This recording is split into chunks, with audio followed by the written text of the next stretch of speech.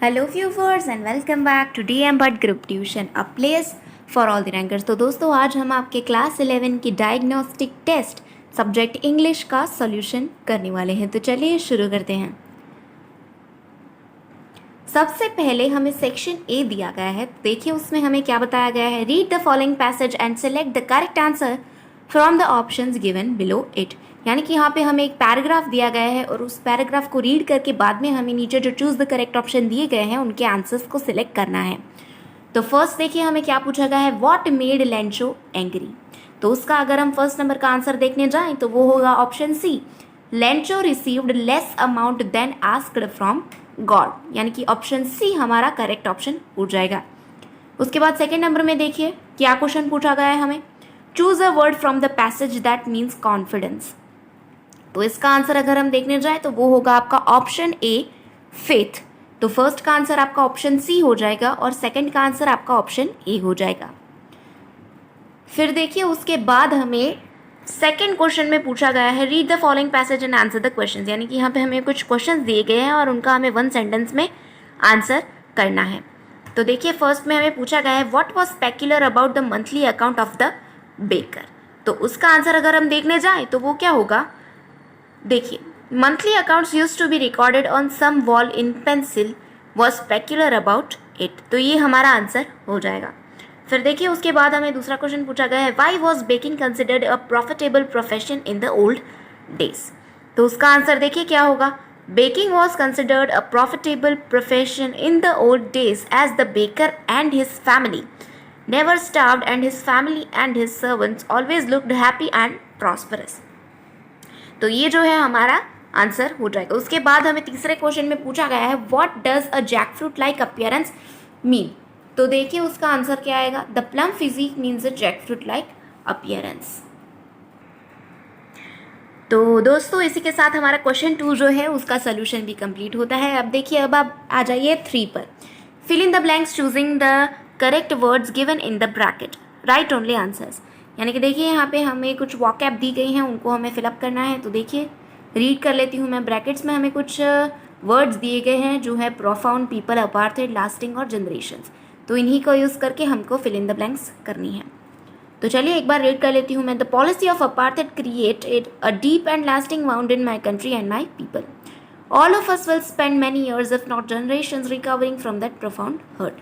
तो अगर मैं बताने जाऊँ तो फर्स्ट ब्लैंक जो है आपकी उसका आंसर अपार्थेड आएगा, सेकंड का लास्टिंग आएगा, थर्ड का पीपल आएगा, फोर्थ का जनरेशंस और फिफ्थ नंबर में आपका आंसर प्रोफाउंड आ जाएगा। जो रेड अक्षरों में मैंने लिखा है वही आपके आंसर्स हैं। फिर देखिए उसके बाद हमें फिगर ऑफ स्पीच सिलेक्ट करने के लिए कहा गया है, तो उसके भी मैं आपको आंसर्स बता देती हूँ। फर्स्ट नंबर में हमें पूछा गया है, with clatter and a clank and jangling squirm. तो इसका आंसर ओनोमेटोपिया आ जाएगा, क्योंकि यहाँ पे हम देखने जाए तो साउंड जो है वो हमें दिया गया है। तो जो फर्स्ट हमारा है फिगर ऑफ स्पीच उसका आंसर ऑप्शन बी आ जाएगा जो है ओनोमेटोपोया। फिर देखिए उसके बाद बी में हमें पूछा गया है, has given my heart a change of mood. तो अगर इसका हम फिगर ऑफ स्पीच देखने जाए तो वो आएगा सिनेक्टकी। तो जो सेकंड नंबर है हमारा उसका अगर हम सही उत्तर देखने जाए तो वो होगा आपका ऑप्शन बी, सिनेक्टकी। फिर उसके बाद देखिए हमें रेक्टिफाई द एरर्स दिया गया है, एरर करेक्शन हमें यहाँ करना है। तो जो रेड अक्षरों में मैंने दिया है वो आपका करेक्शन है, the fierce independent people of Coorg. तो फियर्स नहीं आएगा, उसकी जगह पर फियर्सली आएगा। फिर देखिए are possibly of Greek and Arabic descent. तो एंड की जगह क्या लगाएंगे हम, और लगाएंगे। As one story goes a part if Alexander's army. तो यहाँ पे इस लाइन में हम इफ का ऑफ करेंगे। Moved south among the coast and settled there. यहाँ पे अमोंग नहीं आएगा, अमोंग की जगह पर हम कौन सा वर्ड लिखेंगे, अलोंग लिखेंगे।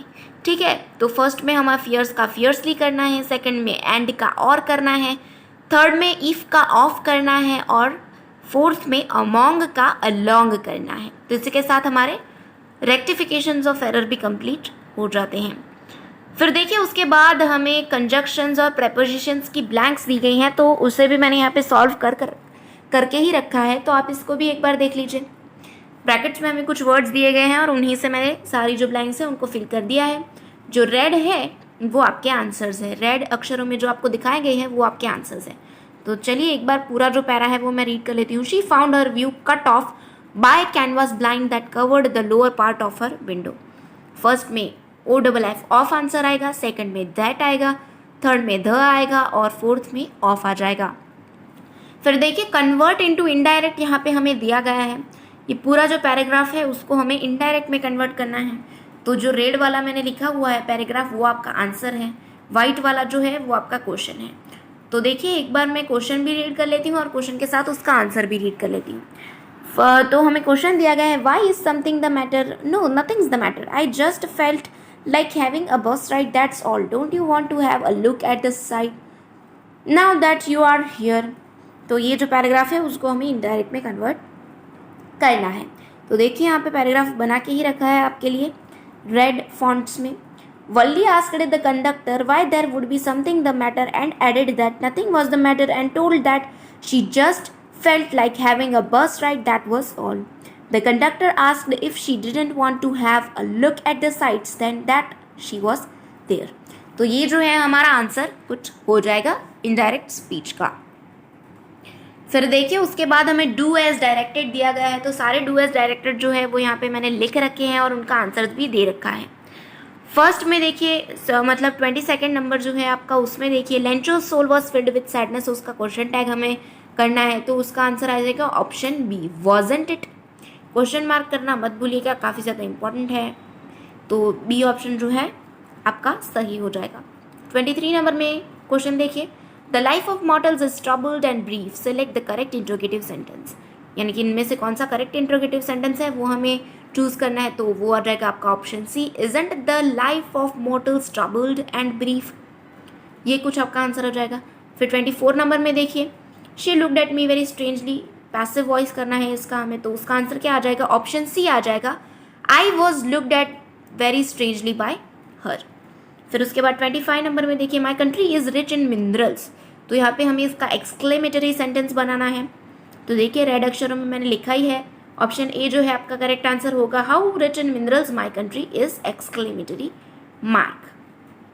फिर 26 नंबर में देखिए, the drawings were too beautiful not to win the prize. Select the correct sentence without using too. तो इसका आंसर अगर हम देखने जाएंगे तो वो आपका आ जाएगा option D, the drawings were so beautiful that they would win the prize. फिर देखिए 27 नंबर में हमें क्या पूछा गया है, what difference did it make, select the correct assertive sentence. Assertive sentence को हमें सिलेक्ट करना है. तो 27 नंबर का क्या आ जाएगा? ऑप्शन बी सही आंसर आ जाएगा, it did not make any difference. फिर 28 एंड द लास्ट नंबर जो है हमारा, the tea garden was managed by Pranjol's father, select the correct active voice. तो इसका आंसर अगर हम देखने जाएंगे तो वो आ जाएगा option A, Pranjol's father managed the tea garden. ठीक है, तो इसी के साथ हमारे डू एज डायरेक्टेड जो है वो भी कंप्लीट हो जाते हैं. एक बार फिर मैं आपके लिए रिपीट कर देती हूँ. 22 नंबर में ऑप्शन बी आपका आंसर आएगा, 23 नंबर में आपका ऑप्शन सी आंसर आएगा, 24 में सी, 25 में फिर से ए, 26 में आंसर डी, 27 में आपका आंसर आ जाएगा बी और 28 में आपका आंसर आ जाएगा ए. तो देखिए पूरा सॉल्यूशन जो है वो मैंने यहाँ पे आपको दे रखा है. और तो और अगर आपको क्वेश्चन आंसर्स की PDF चाहिए तो लिंक जो है उस PDF को डाउनलोड करने की मैंने डिस्क्रिप्शन बॉक्स में दे रखी है. तो आप झट से जाके वहाँ पे से जो आपका रिमेनिंग सॉल्यूशन है उसको भी ले सकते हैं. तो दोस्तों आज के लिए सिर्फ इतना ही. अगर आपको मेरा वीडियो पसंद आया हो तो प्लीज़ लाइक कर दीजिएगा मेरे वीडियो को, और तो और इसे ज़्यादा से ज़्यादा अपने फ्रेंड्स के साथ शेयर भी कीजिएगा. और अगर आपने रैंकर्स चैनल को अभी तक सब्सक्राइब नहीं किया है तो वो जो लाल वाला बटन है सब्सक्राइब का उसको प्रेस कर दीजिएगा और उसके बगल में ही जो बेल वाला आइकन है उसे भी प्रेस कर दीजिएगा ताकि हमारे हर एक वीडियो की नोटिफिकेशंस आपको जल्द से जल्द मिलती रहे. I hope you like the video. Thank you.